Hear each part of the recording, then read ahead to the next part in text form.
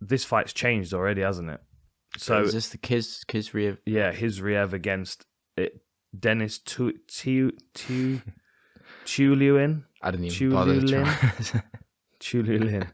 Well, I don't know what's going on at the moment, whether it's due to the current political climate, but they seem to be matching Russian fighters against one another quite a lot, because Khizriev was already matched up against another Russian fighter, wasn't he?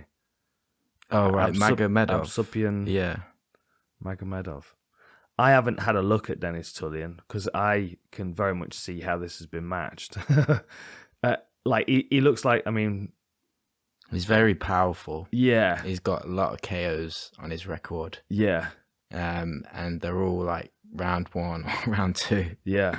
But then his losses are submissions or split decisions. Like, I mean, he's got 1 TKO loss, but he's lost by Rinnick, choke, which is perfect for Khizriev. He lost by Kimura in his most recent loss on Brave 41. He looks like a real handful. And like, if you think back to Khizriev's fight on the Contender Series, it looked like he was ready to, like, against Sugimoto. Like, it looked like he came out looking like he was ready to trade, and all of a sudden, Sugimoto just started throwing shit at him, and he was like, "No." And there was a scramble, and he just jumped on his back immediately, and like the process of him, it was like 1 hook, 2 hooks, and then he just punched the arm through, and it was in before he even got a chance to try and defend it. Yeah, it's like a bear on top of him. Right? It's crazy. Yeah, I think they've just matched him to do the same thing again. Like, this is going to be a very familiar circumstance for him. He's been fighting on Fight Night Global. He's been dealing with monsters like Husamar Palhares. Like, do you remember Husamar Palhares? I don't know. He might be before your UFC time. He was notorious for, well, I mean, he got into bad books because he didn't let go of submissions. Right. Okay. He like attack like heel hooks and stuff and really try and snap the leg. That was the reason why Emil Met got in the UFC, is because he beat Palhares. Ah, right. Okay. That was a big deal because nobody wanted to fight this motherfucker. He was like 230 pounds of steroids. Jeez. And horse meat. It was just, honestly, he just didn't look right.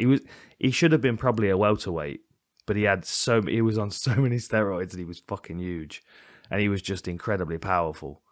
And no one wanted to fight him. He was a nightmare. But then this guy's got a ground and pound finish over Palhares in a minute, so that puts him in very good books. And then, like I said, against Sugimoto, like, immediately it was like, oh shit, okay, fuck it. Yeah, it was Bang, it was so quick, wasn't it? Didn't even break a sweat. It was pretty impressive, and he's getting unbeaten as well. Like, yeah, like effortlessly unbeaten. Yeah. Loads of first rounders. I mean, what's he had? A couple of decisions. So it's good to know that he can go 3 rounds. Yeah, I think he's just got to like close Denis down. Yeah, and like avoid that power. Just choke him out again. Yeah. He looks like a handful, but it just looks to me like this has been matched ideally for him to come and do what he does. Like, it's a very similar kind of matchup to who he had before, Magomed, who's 24-4. Well, he's had. I was just looking at his record now. He's actually had like quite a lot of cancelled, because he was set up to fight Chris Daukaus and Dichirico, and Turman. Jeez, he has had a lot of cancelled fights. It's either people are changing their minds. Yeah. Jeez, that's like all of his fights in 2021 were cancelled. Why were they though? Turman withdrew. Oh, cancelled due to COVID. And Khizriev. Oh, so he withdrew from Dichirico. Interesting. I wonder why. Oh, I think he's going to choke this guy in about 60 seconds. I had Khizriev. Yeah, for sure. Yeah. There's the emergence of another undefeated monster that can just maul people and take their back and choke them out. Scary.